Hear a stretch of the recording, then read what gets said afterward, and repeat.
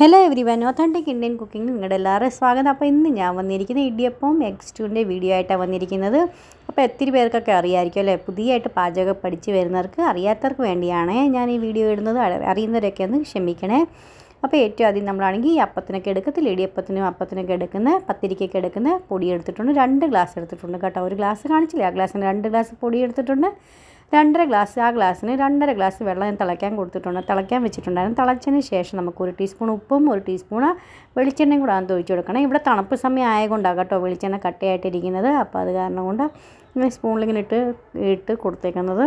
അപ്പോൾ അത് നന്നായിട്ടൊന്ന് തിളച്ച് വന്ന് കഴിയുമ്പം ഈ പൊടിക്കകത്തോട്ട് നമുക്ക് മുഴുവൻ വെള്ളം കുറേശ്ശെയായിട്ട് ഇട്ട് കൊടുത്ത് നന്നായിട്ടൊന്ന് മിക്സ് ചെയ്ത് വെക്കണേ. ഇപ്പോൾ കൈ കൊണ്ടൊന്നും തൊടല്ലേ കേട്ടോ, ചൂടാണ്, തിളച്ച വെള്ളമില്ല, അതുകൊണ്ട് തവിയും കൊണ്ട് വേണേ ഇളക്കി കൊടുക്കാനായിട്ട്. ഇനി നമുക്ക് കുറച്ച് നേരത്തേക്ക് റെസ്റ്റ് ചെയ്യാൻ, ഒരു 15 മിനിറ്റത്തേക്ക് നമുക്ക് റെസ്റ്റ് ചെയ്യാനായിട്ട് മാറ്റി വെക്കാം. അതിനുശേഷം നമുക്കൊന്ന് കുഴച്ചെടുക്കാം. ഒത്തിരി തണുക്കാനായിട്ട് കൊടുക്കേണ്ട ആവശ്യമില്ല കേട്ടോ. ചെറിയ ചൂട് നമുക്ക് തൊടാൻ പറ്റുന്ന പാകമാവത്തില്ല, ആ നേരം ആകുമ്പോൾ നമുക്കത് കുഴച്ചെടുക്കണം കേട്ടോ. അപ്പോൾ ഇത് നന്നായിട്ട് നമുക്ക് കുഴച്ച്, ഇനി വെള്ളം ഒഴിക്കേണ്ട ആവശ്യമൊന്നുമില്ല കേട്ടോ. പാകത്തിന് അഥവാ നിങ്ങൾക്ക് തോന്നുന്നുണ്ട് ഇച്ചിരി തിക്കാന്നുള്ളത്, എന്നാൽ പിന്നെ ആണെങ്കിൽ 1-2 ടേബിൾ സ്പൂൺ ചൂട് പാൽ ഒഴിച്ച് കൊടുത്താൽ മതി കേട്ടോ. അങ്ങനെയാണെങ്കിലും ചെയ്യാവുന്നേ ഉള്ളൂ. അഥവാ നിങ്ങൾക്ക് തോന്നുന്നു ഡോ ഇച്ചിരി ഹാർഡായി പോയെന്ന്, പക്ഷേ ആവത്തില്ല, എത്രയും വെള്ളം ഇനഫാകാം കേട്ടോ. അപ്പോൾ നന്നായിട്ട് നമുക്ക് നല്ല സോഫ്റ്റ് സ്മൂത്ത് ഡോ നമുക്ക് റെഡിയാക്കി എടുക്കാം. ലാസ്റ്റ് നമുക്കാണെങ്കിൽ 1 ടീസ്പൂൺ നെയ്യോ അല്ലെങ്കിൽ പിന്നെ വെളിച്ചെണ്ണ ഒഴിച്ച് നന്നായിട്ട് ഒന്നും കൂടെ ഒന്ന് കുഴച്ചെടുക്കണേ. അപ്പോൾ അതേ ഞാൻ ഇപ്പോൾ വെളിച്ചെണ്ണ ഒഴിച്ച് കൊടുക്കുന്നത്. ഞാൻ ഇത് ഇച്ചിരി ഒന്ന് ചൂടാക്കി എടുത്തിട്ടുണ്ടായിരുന്നു കേട്ടോ. അത് വെളിച്ചെണ്ണ ഇച്ചിരി മെൽറ്റായി കിട്ടിയിട്ടുണ്ട് എനിക്ക്. അപ്പോൾ അതേ അതിനകത്ത് ഒഴിച്ച് കൊടുത്തിട്ടുണ്ട്. അപ്പോൾ നന്നായിട്ട് കുഴച്ച് നമുക്കൊന്ന് മാറ്റി വയ്ക്കാം. ആ നേരം കൊണ്ട് നമുക്ക് സ്റ്റൂ ഒക്കെ ഒന്ന് റെഡിയാക്കി എടുക്കാം. അപ്പോൾ ഇതായി ഇവിടെ ഇരിക്കട്ടെ. നമുക്കൊരു മിക്സി ജാറിലേക്ക് 1.5 കപ്പ് ഞാൻ തേങ്ങ ചെരുക്കി ഇട്ട് കൊടുത്തിട്ടുണ്ട്. 1/2 കപ്പ് വെള്ളം ഒഴിച്ച് കൊടുത്തിട്ടുണ്ട്. ഒത്തിരി ഫൈനായിട്ട് അരണ്ട, നന്നായിട്ടൊന്ന് ചതഞ്ഞ് കിട്ടിയാൽ മാത്രം മതി കേട്ടോ. അങ്ങനെ നമുക്ക് ഫസ്റ്റ് വെച്ച് പാൽ, നമുക്ക് തിക്ക് പാൽ നമുക്ക് റെഡിയായി കിട്ടും. ഒരു അരിപ്പയിൽ കൂടി നമുക്കിത് നന്നായിട്ട് അരിച്ച് എടുക്കണം. മലയാളം ഞാൻ പറഞ്ഞില്ലേ ഒത്തിരി തെറ്റൊക്കെ കുറ്റങ്ങളൊക്കെ വരുന്നുണ്ട്, നിങ്ങളെല്ലാവരും ഒന്ന് ക്ഷമിക്കണേ. അപ്പം നിങ്ങൾക്ക് മനസ്സിലായെന്ന് വിചാരിക്കുന്നു. എന്തെങ്കിലും അഥവാ മനസ്സിലാവാത്ത എന്തെങ്കിലും ഡൗട്ട് ഉണ്ടെങ്കിൽ എന്നോട് ചോദിച്ചാൽ മതി കേട്ടോ. നിങ്ങളുടെ ഡൗട്ടെല്ലാം ഞാൻ ക്ലിയർ ചെയ്യുന്നതായിരിക്കും. അപ്പോൾ അത് ഇതുപോലെ ഇത് നന്നായിട്ടൊന്ന് പിഴിഞ്ഞെടുക്കണേ. പിഴിഞ്ഞെടുത്തതിന് ശേഷം നമുക്ക് മിക്സി ജാറിലോട്ട് 1 കപ്പ് വെള്ളം കൂടെ, നമ്മുടെ ഫസ്റ്റ് പാൽ നമ്മൾ റെഡി ആയിട്ടുണ്ട്, കോക്കനട്ട് മിൽക്ക് നമുക്ക് റെഡിയാക്കിയിട്ടുണ്ട്. നാളത്തെ നമുക്ക് 1 കപ്പ് വെള്ളം കൂടെ ഒഴിച്ച് കൊടുക്കാം. സെക്കൻഡ് പാൽ നമുക്ക് റെഡിയാക്കി എടുക്കാം. അത് ഇതുപോലെ അടിച്ച് അരിപ്പയിൽ കൂടി അരിച്ച് നമുക്ക് എടുക്കണം കേട്ടോ.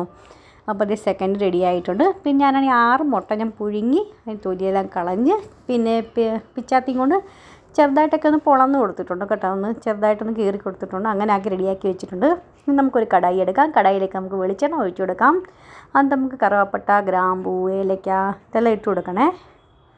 2-3 കഷ്ണം കറുവാപ്പട്ടയും 3-4 ഗ്രാമ്പും 2 ഏലക്കയും ഇട്ട് കൊടുത്തിട്ടുണ്ട്. ഇനി ഒരു സവാള അതുപോലെ ചെറുതായി അരിഞ്ഞത് ഇട്ട് കൊടുത്തിട്ടുണ്ട്. കുറച്ച് ഇഞ്ചി, 1 കഷ്ണം ഇഞ്ചി ചതച്ചിട്ട് കൊടുത്തിട്ടുണ്ട്. 3 പച്ചമുളക് നെടുകെ കീറി ഇട്ട് കൊടുത്തിട്ടുണ്ട്. കുറച്ച് കറിവേപ്പിലയും ഇട്ട് കൊടുക്കണം. 1 ടീസ്പൂൺ ഉപ്പും ഇട്ട് കൊടുക്കാം. നന്നായിട്ട് ഇതെല്ലാം കൂടെ നമുക്കൊന്ന് വഴറ്റിയെടുക്കാം. സവാളയൊക്കെ വഴണ്ട് പാകത്തിനായി നന്നായിട്ട് വഴണ്ട് വരണം കേട്ടോ. നന്നായിട്ടൊന്ന് വഴണ്ട് വരുന്നവരെ നമുക്കൊന്ന് വെയിറ്റ് ചെയ്യാം. ഫ്രണ്ട്സ്, നിങ്ങൾക്ക് എൻ്റെ റെസിപ്പീസൊക്കെ എങ്ങനെ ഇഷ്ടപ്പെടുന്നുണ്ടോ ഇല്ലെന്ന് അറിയിക്കുക. ഇഷ്ടപ്പെടുന്നുണ്ടെങ്കിൽ ഫ്രണ്ട്സിനും ഫാമിലിക്കും ഒന്ന് ഷെയർ ചെയ്ത് കൊടുക്കണേ. പിന്നെ ഇതേവരെ പുതിയ കൂട്ടുകാർ സബ്സ്ക്രൈബ് ചെയ്യാത്തവരുണ്ടെങ്കിൽ സബ്സ്ക്രൈബും സപ്പോർട്ടും ചെയ്യാൻ മറന്നുപോലെ.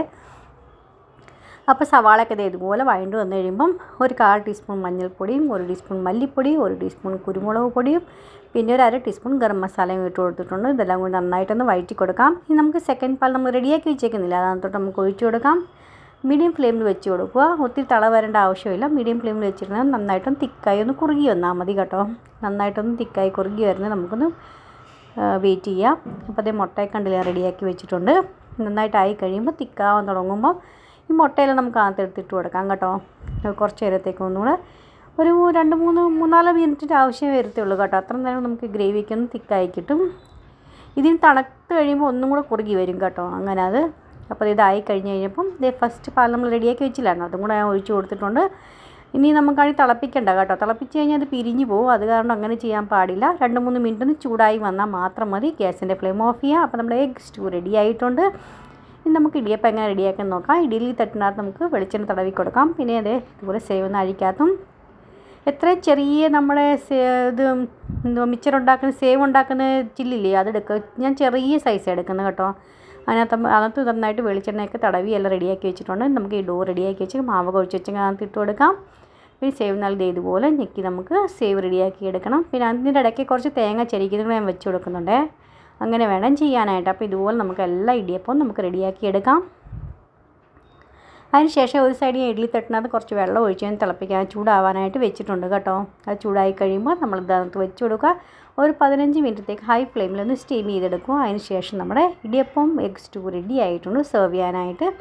അപ്പോൾ അതേ കണ്ടില്ല, എത്ര സിമ്പിളാണ്, പെട്ടെന്ന് തന്നെ റെഡിയാക്കി എടുക്കാവുന്നേ ഉള്ളൂ. നല്ല അടിപൊളി ബ്രേക്ക്ഫാസ്റ്റ് റെസിപ്പി, അല്ലെങ്കിൽ നമുക്ക് ഡിന്നറിനാണെങ്കിലും കഴിക്കാവുന്നേ ഉള്ളൂ കേട്ടോ. അപ്പോൾ നിങ്ങൾക്ക് ഇന്നത്തെ വീഡിയോ എല്ലാവർക്കും ഇഷ്ടമായെന്ന് വിചാരിക്കും, യൂസ്ഫുൾ ആയെന്ന് വിചാരിക്കും. നല്ലൊരു അടിപൊളി വീഡിയോ ആയിട്ട് വീണ്ടും കാണാം. Bye, thanks for watching and take care.